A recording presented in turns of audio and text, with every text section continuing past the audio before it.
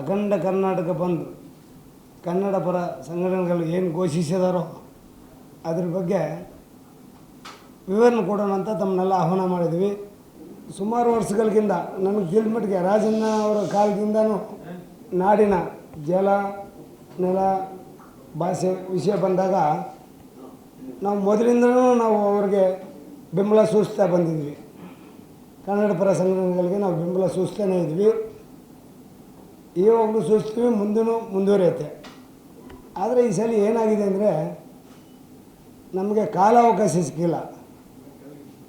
ಹಾಗಾಗಿ ತುರ್ತಾಗಿ ಕರೆದು ನಮ್ಮ ಎಲ್ಲ ಸಂಸ್ಥೆಯ ಪದಾಧಿಕಾರಿಗಳನ್ನ ಕರೆದಿದ್ವಿ, ಅಂಗಸಂಸ್ಥೆಗಳ ಪದಾಧಿಕಾರಿಗಳನ್ನ ಕರೆದಿದ್ವಿ. ಅವರೆಲ್ಲ ಏನು ನಮಗೆ ಸೂಚನೆ ಕೊಟ್ಟಿದ್ದಾರೋ ಅದನ್ನೇ ತಮ್ಮಲ್ಲಿ ವಿಚಾರಣೆ ಮಾಡೋದು. ಈಗ ನಮ್ಮ ಸಂಘಟನಾ ಕನ್ನಡ ಪರ ಸಂಘಟನೆಗಳ ಪರವಾಗಿ ನಮ್ಮ ಎಕ್ಸಿಕ್ಯೂಟಿವ್ ಅಸೋಸಿಯೇಷನಿಂದ ನಾವು ಅವರು ಬೆಂಬಲವಾಗಿ ಸೂಚಿಸ್ತಾ ಮಧ್ಯಾಹ್ನವರೆಗೂ ಬಂದ್ ಮಾಡೋಣ ಅಂಥೇಳಿ ಬಂದಲ್ಲ, ಸ್ಥಗಿತಗೊಳಿಸೋಣ ಅನ್ನೋದು ಅವರ ಕಡೆಯಿಂದ ಬಂದಿದೆ. ನಾವು ಯಾವ್ರಿಗೂ ಇಲ್ಲಿ ತೊಂದರೆ ಕೊಡಬೇಕಂತಿಲ್ಲ, ಯಾಕಂದರೆ ಕಾಲಾವಕಾಶಗಳ ನಾವು ಮೊದಲೇ ತಿಳಿಸೋಕ್ಕಾಗಿರಲಿಲ್ಲ.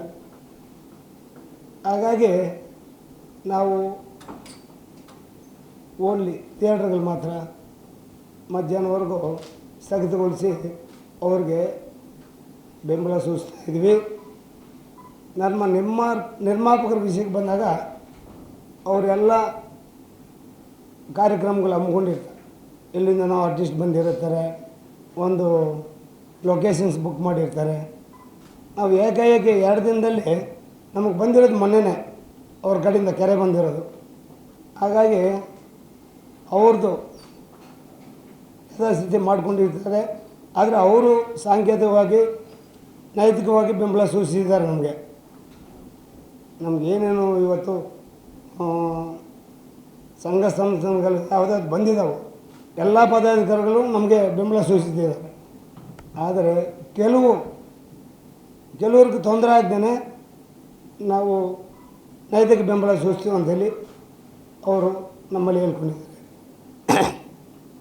ಹಾಗಾಗಿ ತಮಗೆ ಎಲ್ಲವನ್ನೂ ನಾವು ಹಾಗಾದರೆ ಬಂದ್ ಮಾಡಲ್ಲ ಅಂತಲ್ಲ, ನಾವು ಮೊದಲಿಂದನೇ ಸಹಕಾರ ಕೊಟ್ಕೊಂಡು ಬಂದಿದ್ದೀವಿ. ಹಂಗಾಗಿ ನಾವು ಥಿಯೇಟ್ರ್ಗಳಲ್ಲಿ ಒಂದು ಮಧ್ಯಾಹ್ನವರೆಗೂ ನಾವು ಸ್ಥಗಿತಗೊಳಿಸ್ತಾ ಇದ್ವಿ.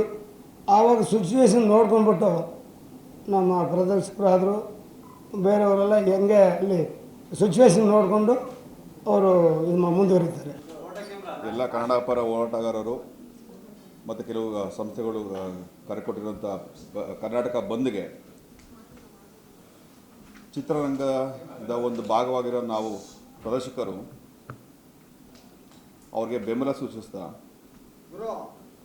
ಬೆಳಗಿನ ಆಟ ಏನು ಮಾರ್ನಿಂಗ್ ಶೋ ಅಂತ ಏನು ಹೇಳ್ತೀವಿ, ಫಸ್ಟ್ ಶೋ ಪ್ಲೇ ಆಗುತ್ತೆ 9 ಗಂಟೆ ಆಗಿರ್ಬೋದು, 10 ಇರ್ಬೋದು, 11 ಗಂಟೆ ಇರ್ಬೋದು. ಆಯಾ ಥಿಯೇಟ್ರಲ್ಲಿ ಏನು ಫಸ್ಟ್ ಶೋ ಪ್ಲೇ ಆಗುತ್ತೆ ಆ ಒಂದು ಶೋನ ಕ್ಲೋಸ್ ಮಾಡ್ತಾ ಈಗ ಒಂದು ಹೋರಾಟಕ್ಕೆ ನಮ್ಮ ಬೆಂಬಲವನ್ನು ಅವ್ರಿಗೆ ಸೂಚಿಸ್ತಾ ಇದ್ದೀವಿ.